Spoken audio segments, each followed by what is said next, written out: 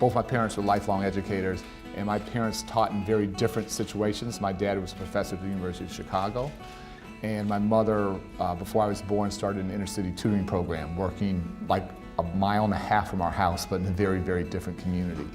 And it was really that experience that shaped my sister and brother and I.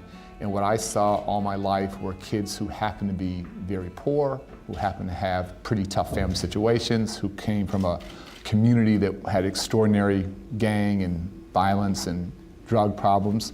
But when they had people like my mom in their life and other educators, they went on to do extraordinary things. Those that didn't dropped out, and a lot of my friends who I played basketball with, many of them ended up being killed or going to jail. And so for me, it became a much bigger, yes, education is hugely important, but it became honestly sort of this life and death issue.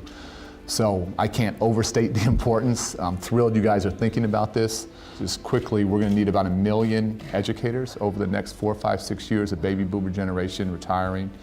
And we need great teachers, and we need great teachers to think about working in difficult, disadvantaged communities. If you want to do something really important, if you want to have real impact, if you want to have meaning in your life, I can't think of a better place to do it than in the classroom. And again, it's not for the faint of heart. It's not going to be easy. There'll be days you go home and cry. But if you have a little bit of toughness and a lot of heart, there's no better place to have a really meaningful, fulfilling life than in the classroom.